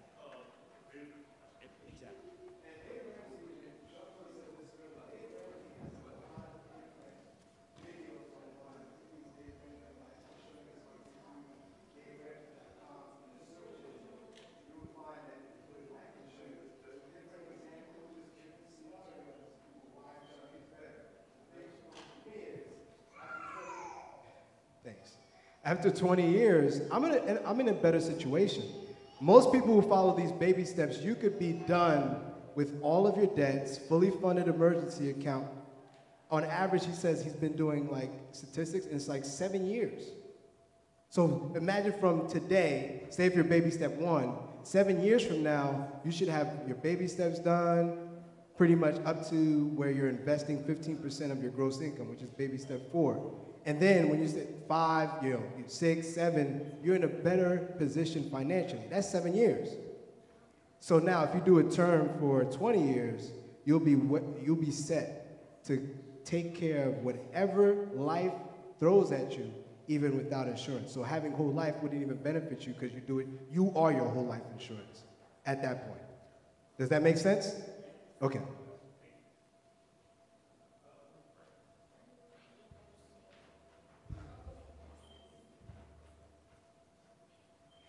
You mentioned money management, and specifically you were talking about your debit card.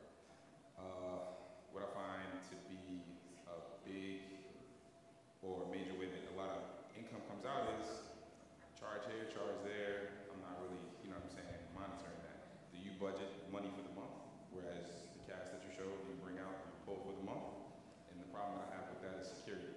You know what I mean? Money falling out of my pocket, maybe it goes into the laundry, etc. You know what I'm saying? So I just want to know how you manage that with the two of you in your hand. Are you debit versus cash?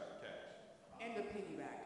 I remember when you said that using cash versus debit, you will spend less.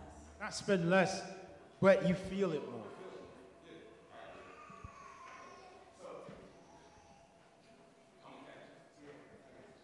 So I am not a cash guy. I am a debit guy. I feel Los like plastic. Kim wanted me to say that. So I just want to be clear. There is a very big strategy when it comes to paying something where you're emotionally connected. Because these baby steps, if you really look at them and dissect them, they're trying to affect your emotions. Because we walk and deal in life in emotions. That's why that snowball is like smallest to largest. When you finish paying off the small one, you feel good. So you start building momentum and you start attacking more. And we're trying to be like very intense about it. So when it comes to the debit card versus cash, I'm big on debit card. For me, I spend cash very easily. You give me $100, somebody say, like it happens to me all the time. Somebody says, oh, let me get some money. I'll just, $100. All right, pay me back later. Then, you know, something like that, and I never get paid back or something, or I pay something with cash. I don't really think about it. Debit card, I see the transactions come. I use EveryDollar app, which it syncs to my banks. I see the minus, it hurts. Whereas cash, there's no accountability. There's no syncing to my app, and I'm big on apps, so I don't see, it's not like an accountability when I'm using the cash. It's like once I spend it, and I don't really feel the, you know, but I've considered trying to do the envelope system that Reggie does. But to me, it's just, I feel the minuses on the debit card swiping. When I feel like I'm about to swipe, it feels like, do I really need to swipe my card right now? That's me. Some people are different. My father, cash. These guys boosted like this. I'm not, he doesn't like to use, he doesn't even have a debit card, right?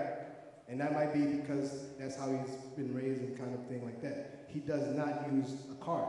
Me, he does, like, he'll argue with me and mine, why you guys have cards? You gotta put some cash in your pocket. That's how he works. Me, debit card.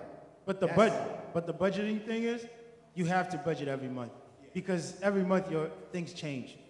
And the reason why I said you have to budget every month is you just want to give yourself the best scenario to spend the money. And if you don't spend it all, now you have a little. So let's say, you know, you make $3,000 combined together, and your rent is $1,000, light and all that. And you wanna document everything. So you have an idea on what you're gonna spend, right? And then try to go through the numbers for a whole month. See how honest you could be with yourself. See how close you can get to it. And then obviously, maybe you're not gonna get it right the first month, but then the more you do it, it's like everything in life. You know, you're not gonna be a master doing something the first time, but if you keep budgeting and if you keep practicing, you'll get better at it. So use the budget sheet, you make copies, add everything in here, and just see how close you can get to it. And then just, yeah. My question is really simple. He was asking about life insurance. When do you start saving for life insurance? Like, at what point in life is life insurance important? Anytime. So, But no, I want to know, like, what's the point of having life insurance? Like, for instance, because recently somebody was asking me to start a life insurance, and from what they explained to me, they were telling me that, you know, if you have kids, no. Are you married? No. Do you have dependents? No. Do you have parents depending on you? No. So at what point, if you don't have any of those, like, at what point do you feel like, okay? So if you were to die today, who would bury you? My parents. No, we're not saying it. I'm like. No. So, but that's who you would. So you would want to get something very small. And I think for someone like you who's healthy, who's not really looking to leave anything for kids or a spouse, you could get a term life insurance, maybe like $30,000, where that will be able to fund your funeral. And believe it or not, that could cost you maybe $100 a year, which is nothing. So how do I know how much is like worth for me to start investing in as a, like you said, like somebody in my situation? Like, because they throw a lot of numbers. They could tell you as much as like $250 a month or $200. Yeah, and I'm like, I'm young. Like, why do I need to do No, that? you tell them you want to do term life insurance, and your number is $25,000. $25,000. $25,000, and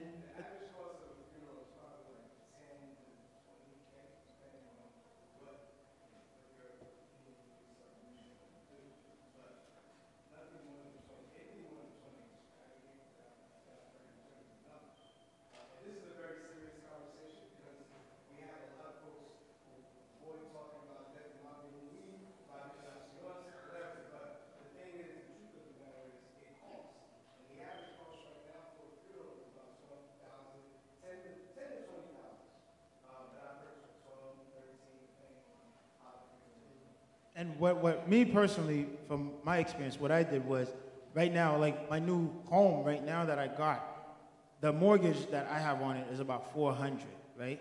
So what I did was, I took a whole life insurance on myself and one on my wife for $500. So if something were to happen to either one of us, the other person could take the money, at least pay off the house, and be comfortable, right? You know, it's tough thinking about, you know, my wife paying off the house and maybe a new guy might be moving in, but... But the reason why is, you know, I wanted to make sure that she was secure, and not only is she secure, she'll be able to fund a funeral for me, and my parents wouldn't have to do too much. So like I said, if you don't have any debt, $20,000 is not going to cost you no more than $100 a year. A year, which is nothing.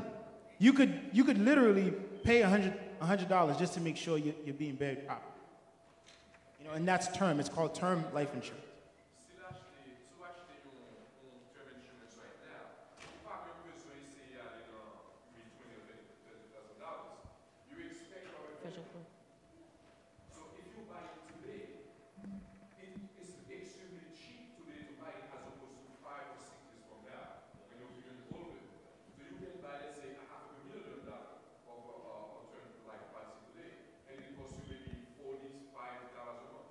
So like 400 for the year.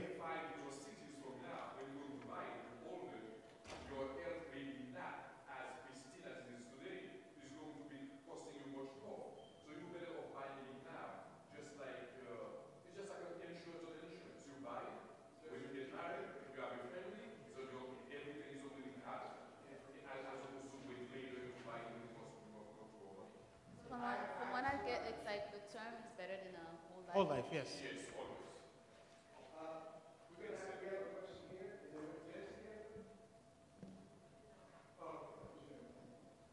Oh yeah. My question is honesty. You especially. Me? Yeah, because you have a tough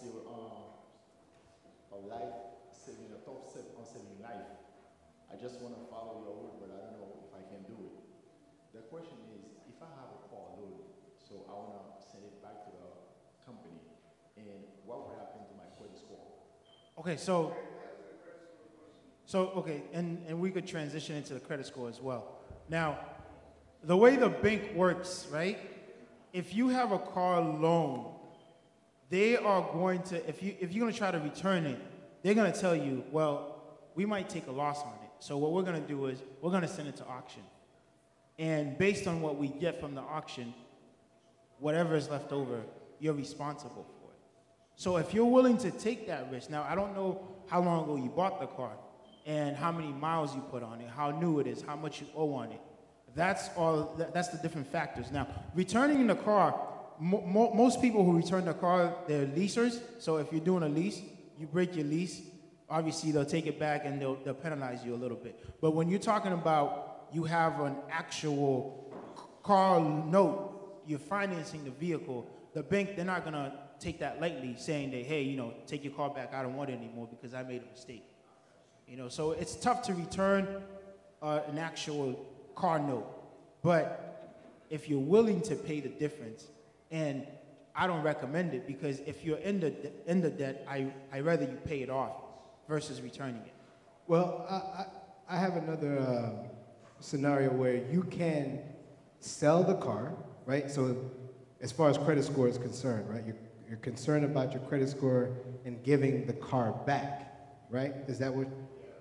So you could sell the car on your own for the amount that you owe on it. I'm going to give you a scenario. But the thing is a financial, you don't have the title. Well, you can sell the car once you. You can't. You don't own the title. It's not your car. No. You can't. You can't. You can. No, you can't. How do you sell something that's not yours? No, so first off, we need to go back. Okay, so when you sell a car, right? So an example, somebody gives you the money. You explain to them you owe it for this much. They give you the money. You explain to them what's going on. They give you the money. You pay, right, for the balance of the loan. And at that point, when you get the title, you give them the car. Right. But the thing is, you'd have to do that with someone you trust, because right, that's what I'm saying. I'm not going to trust you that I'm going to give you it money to go pay the car note, and then once you get the title, to give it to me. Right, and most of the times that's how you would have to do it. You would have to explain it, because people do this all the time, or they go to a company that, like auto traders and stuff, that happens all the time. We got to be careful with how we understand that with the no title stuff. It's done very often, and you could take it for whatever you owe, explain to them what you're trying to do, and a lot of times you go on Craigslist and people post, hey, I'm trying to sell this for the amount that I owe, and here's the bank that I owe it with. Okay? So you could do it. I don't know if people say they can't. That's not true. You could sell your car if you're financing it. The thing is, if you do not sell it for the amount that you owe, your issue is not going to be with the person that you sold it to, but with the bank. So you need to find the difference between whatever it is that you're getting for the payment that you're getting and what you owe. And sometimes it's actually worth doing that, because what is our goal is eliminate debt. If you could sell it and try to get a loan for, instead of $10,000, you get a loan for $4,000, what did you just do? You saved yourself $6,000 in terms of loan, in terms of debt. I'd rather pay $4,000 back than $10,000. Make sense? So I would like for you to go back and kind of look at some videos. You can sell it if you don't have the title, but you need to explain it and be transparent with whomever you're dealing with. Okay? We had a question? We had another? Yeah, from the presentation, you showed a chart on the snowball method of paying all your debts, like from lowest to highest, right? Well, yeah, it was on there. Is it tied in with budget? Is it every pay period that you try to apply this method, or based on just budget, your whole budget altogether, monthly? So let me understand the question. So the question is, do we do the debt snowball every month, or every pay period? Yeah. Every pay period. So when you do your monthly budget, if some people get paid bi-weekly, most people that I know get paid bi-weekly. So when you're doing your budget, it's like you got to take into consideration both checks. When you do both checks, you get a certain amount. When you're doing all of your deductions from the categories in your budget, you're left with debt. And that debt amount that's left, that you have left over from your income for the month is what you would use on that debt snowball calculation. That whole exercise we did up here is really based on a monthly budget. And you would consider your income for the month even before the month began, so that way when you're doing your analysis as far as your debt snowball, that's taken into account from a monthly perspective. Not just that one check you got on the 15th or that one check you got on the 30th. It's both checks. But you calculated that at the beginning of the month or before the month begins. So right now we're looking at November 24th. People should be preparing for December. Like, I'm going to be on my budget app, everydollar.com for people who have apps. And I do my monthly budget the week before the month begins. So right before December begins, I know what I'm going to get in December. I do that calculation. I know what my monthly debt payment is going to be for that month based on that breakout. And once that month comes, I wait till the end of the month just for hiccups to happen, and then whatever that monthly debt amount is, I send it to whoever I need to send it to. Make sense? All right.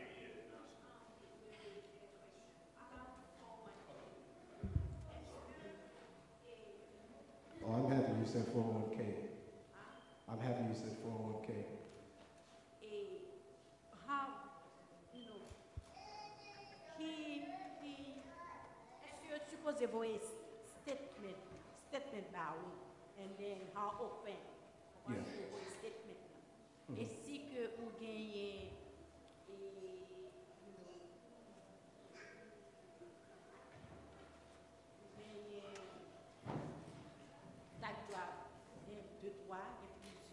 Yeah. Qui sont capables de combine Okay. together. And là, on parle de mutual fund, Est-ce que, parce que pour nous, il y a une institution, un building qui est le mutual fund, est-ce que c'est le même bagage là? Du moins, on doit aller là pour faire mutual fund. Okay. Yeah. So the question is, first, let me just repeat the question to make sure I understand. So for your 401k, yes. Do you get a statement? Statement. And then can you consolidate? And how often you get statement now, if you can consolidate? Yeah. Well, for me, if it doesn't, usually people do 401ks with their job. If you have two jobs, you may have two 401ks. There are people, like I know nurses that work at two different hospitals. They'll have one 401k for this hospital, another 401k with that hospital. Would I consolidate? Here's why I wouldn't. Each hospital might have a 401k matching program that's specific for that hospital. For my job, they do a matching of 4%. If I'm following the matching of my 401k at my institution, I wouldn't want to consolidate that with something else, because that is its own story here, that one 401k, and that has its own 401k there. I wouldn't want to consolidate. The only time I would probably consolidate is outside of the 401k. Say if I leave the job and I could take my 401k now, I've invested, which means that you stayed long enough to take your 401k with you if you left. If you take your 401k with you and you left both jobs at the same time, now you can take both 401ks and leave and go to an IRA and put the money there, and then you can consolidate it.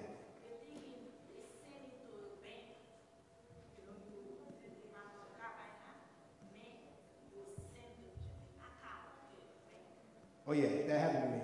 So what happened is you waited too long to give direction to where you wanted the money to go after you left the job. And so because they waited too long, I think it's about 6 months, at least for my scenario, when I left my job, they put it into a money market account at another institution, another bank. You have to guide where you want the money to go. All you have to do is reach out to the bank and say, hey, I don't want to leave my bank, my money in this account. They cleared your 401k, put it into this account because you didn't give them direction. And now you need to tell them, I want to take 100% of that cash and put it into an IRA. And you could pick what institution. You could stay and invest it with with the bank that it's at now, or you could take it somewhere else. But you need to tell them, hey, I want my money to go to, you know, Vanguard, or I want my money to go to E-Trade, or I want my money to go to, what's the other one, Fidelity. You have to make that, you have to give them that direction. What I don't want you to do, as far as statements, and I'm gonna answer that next, I don't want you to use the money because you can't use it, even though it's cashed out of your 401k and it's available in a money market somewhere and at a bank. Don't use that money, because once you use it, you get penalized for using retirement funds. And if you're using the money, that's not what I want you to do.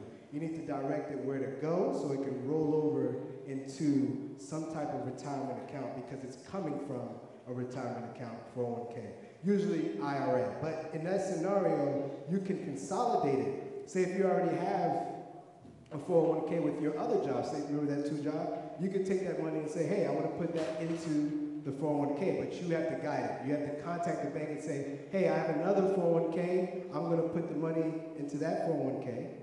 Here's the institution name, here's the account number, send it. And it'll probably take like a week or 2 or so, well, probably 2 to 3 weeks, because it took me like 2 to 3 weeks for me to see my money go into that account.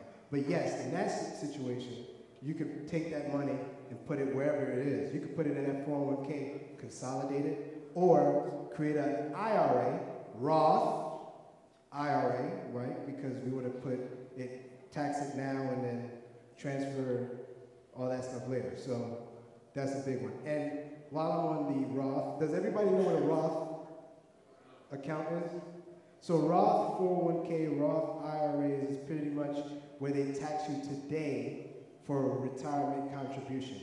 So say if I want to contribute $300, instead of waiting till I retire to tax me, I'd rather them tax me today so that my account could grow tax-free, and when I retire, the money comes out tax-free. So it's like I got taxed today, but tomorrow I won't be taxed anymore, and it grows tax-free. A lot of folks probably see Roth 401ks as becoming a popular thing now. So that's a big, big, big thing. I'm happy you brought up 401ks. But as far as your statement, I usually get something in email or mail every 3 months, every quarter. What I do is I keep an Excel sheet on my Excel workbook of the balance and just see, you know, how much it went up or down quarterly. Some people don't do that, they do it annually, and they just do like the December 31st statement, and they put that number in and see if they made more money or something like that. Last year, people who were invested, you were looking at 20% increase. If you had a good investment, a lot of accounts went up. Last year, now the markets are not doing so well, so depending on the year, it depends, but that's how I keep tabs. That's the only reason why I use a statement. At the end of the year, you're supposed to get a tax statement if you did sell. Say if you use your money, if you do use the money, you will get a statement saying that you took out this money, you withdrew this money, or whatever on your account. That's probably towards January, February, April, like March, right before taxes, and you would have to give it to your tax guy to do your taxes for you. Okay? Yeah, everydollar.com. There's a free version that doesn't link to your account, but then there's a payment version where you kind of do $8 a month, and it syncs to your banks, all of them. So I have right now probably 16 accounts on my EveryDollar, and everything is synced in. So anything that I do with my card, it goes through. Anything that I do online, when I have an online bank, it comes through, and I can see it again. Everydollar.com. If you could probably put it up as like a green one. I can show it to you afterwards. The plus is the payment one, yep. And that's $8 a month. To me, that's worth it because I want the accountability. We do have, oh, you do have a question. Okay. Now I have a question. Sure. Okay, where is the best place to have a savings account? The best place to have a savings account. Capital One 360. It's He true. likes it. He I likes have it. Capital One, so. No, 360 is online though. 360, Yeah, you online get like banking. 2%. So I guess I want to ask you, is this for savings outside of your emergency fund? If you're saving for a vacation, Or is this saving for an emergency fund? Emergency. For an emergency fund, I think the answer could be different because the reason why I want to have access to my money right away to an emergency account. If you have Capital One 360, you might be able to use your MasterCard to pull the money out. But I'm still like, he's there with the online accounts. I'm just new to it. I don't know how fast I could get my money. And if there's an emergency, I want to be able to go to the bank, swipe, and get it. So if this is a vacation, I would say Capital One 360. And if you're comfortable for your emergency fund, Capital One 360. For me, I'm not comfortable yet with it. I'm very new. This year is the first time I did online banking. So I would rather use like a Bank of America or actually credit union, because they have better money market rates to put my account so that way if an emergency happens, I could get to it. So credit union, if you want a brick and mortar place, like a building to go get your money. But if you're doing like, if you're comfortable with online, they give you a debit card. If you're comfortable with that, you could go put it in Capital One 360. When you say credit union, you mean like Visions? Visions Federal, I have Navy Federal, there's many different ones. Yeah, Visions is the one in New York. They used to be Paragon. When I had my BMW, that's what there was. And then they did like they got new ownership or something like that, and then they changed. It sounds like you guys are familiar. Yeah. Okay, cool. Thank you. But I was told that was the last question. You gotta wrap it up. All right, so thank you so much for coming. I want to give a big applause to Nerly. Give it to Nerly. He did a great job. I know he's from here, but Reginald, when we talk about money, we really get passionate about this topic because we see how much change it could do for our families, our friends. Some people we try to explain things to. It's very difficult to talk to people about money, especially when we talk about life insurance and things like that. But I have these talks with him almost every time we talk. And when we get into it, man, you can learn a lot because we talk about so much that we learn. We go back and forth, and I trust him a lot. So I really thank him. And I trust him so much that he does my taxes. Yes, I do. I do his taxes. But I really appreciate the kind of person he is. I appreciate his wife and things like that. So they're a very good Christian man. So I'm happy you came out to my home church, man. So appreciate it very much. Thank you for inviting me. And he said he's giving $1,000 to everybody. I'm just playing. Okay. Avant nous quitter, before we leave,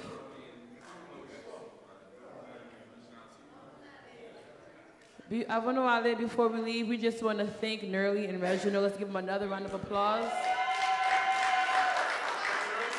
I asked Nerly months ago to do this, and he kindly agreed. They didn't charge us anything to come do this, so I thank them. I'm charging prayer. If you guys want to give them a love offering. No love offering. We don't want nothing but prayer.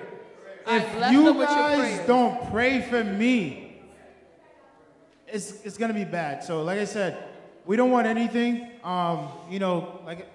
It's not because we have everything, but I think the most that anyone could give me is just prayer. So if you guys remember that name, Reginald. Then I pray, dit bon Dieu, can be Reginald. That's all I need.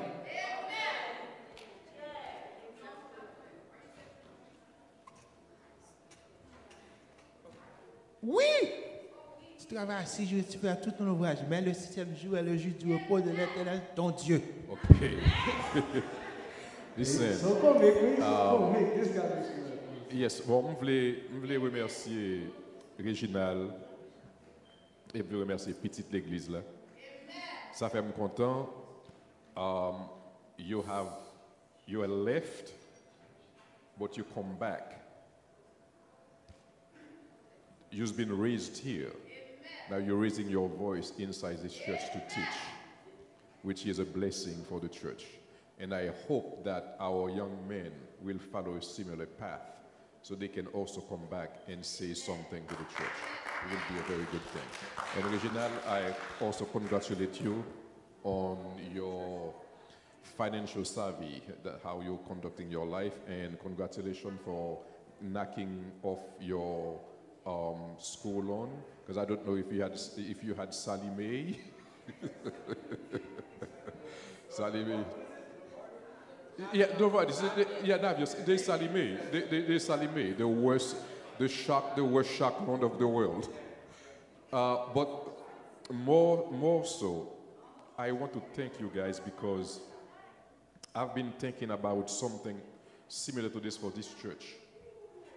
Because a lot of us in the church, we do not understand the workings of this country. We spend money like crazy. We are poor. We have a lot of stress because we have a lot of debt. And I am glad that it's not just the church asking people to, well, we need you to bring your offering.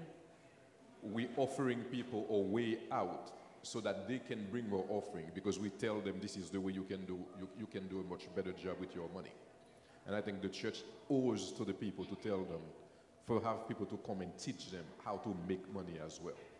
Not just how to give, but how to make, so that in making more, you can provide much more. And I am very glad for that. Je vais parler avec madame yo. Je vais entrer la caille là à soir, discuter question ça yo. Je connais une madame qui décide de salver, faire ses lits pour le faire. Il y a un mari qui décide de salver, faire ses lits pour le faire. Il n'y a pas le temps de ni monter ni descendre, là, dit moi-même, et ma travail, je voulais acheter sur crédit 4 mois, m'acheter, ou pas gagner pour 10. So, je pense que we need to start thinking differently de nous entrer la caille nous, pour nous penser que you have to put yourself together, talk to one another, and start doing something so that your kids can see that you can make and keep money, and then they can also make and keep money for themselves. Because if you cannot do it, you cannot ask your kids to do it. Okay? So thank you so much, guys, for coming, and I hope you will come back again. And then we will have a much larger audience another time. Not now, but any time that it is possible. So we need to have more people in the church to listen. And girl, good job. Yes, we're going to give Patricia a thank you for actually setting this up there. That's really, really good. And I think she does different topics, but she really wanted to have this topic after seeing us at the camp meeting, and she reached out to do this. And, you know, that's really good that you see the vision and stuff like that. So pray for Patricia as well. Avant d'aller, one thing, premièrement, c'est à tagas abon patat, pain patat in the hallway. She's selling stuff. And then everything that we learn, oh, it's free. It's free refreshments. And everything that we learned, Reginald and earlier, I didn't talk to you guys about this. I would like for everyone to come back and put these things into practice, and we'll come back next year during the summertime to do a follow-up. Like who did what, who invested their 15%, so and come back with their own testimony. Give you a suggestion. I was thinking about it. Here's what we may need to do. We may to form a club in the church, like a support club, where people come, like that the people who want to do something with their lives financially, they come together so they don't have any barriers. They can talk to one another and say, this is what I have done. This is the way I'm doing it right now. So we can push one another to do much more. But you form a club. So we're going to do that. We're going to get this club ready so people can come and they can sit down and talk to one another and see where they are so that one can push the other and then they can go a bit further. Because by alone, they may go home and forget all about it. But there is a club, then there is much more chance for them. That's right. Because we have to talk to one another exactly what we have done. I think it's going to be a good idea. Does everyone agree? We're going to start a club, and then in a couple of months, sometime during the summer, we all can come back, and everyone can say what I did, what I didn't do, my results, my financial strength, my financial achievements. So we're going to do a plan for next year, and I'll let everybody know. Okay? So thank you, everyone, for coming. And especially to a friend of mine, Kim, and her boo. They came out. They're not Haitian. So give them a round of applause for coming out to support the movement. So we thank them for coming. Nerly's parents also came to support. Thank you for coming. All right, so now pour lever pour nous prier. All right, everyone close your eyes and bow your head, please. Our Father in heaven, we want to thank you for the privilege given to us today. You have created us to be free. The only debt we have in the Bible is the one where we love one another, not that we should owe anything to anybody else. So that we want to thank you for opening up a pathway for us to walk, and for one day to declare that we are financially free. We know that in Jesus we can do it, because we can do all things through Christ who strengthens us. On our own, we may have some difficulty, but if you shoulder our effort, surely we will succeed. We ask you to bless the presentators today. Give them much more so that they can share with your people.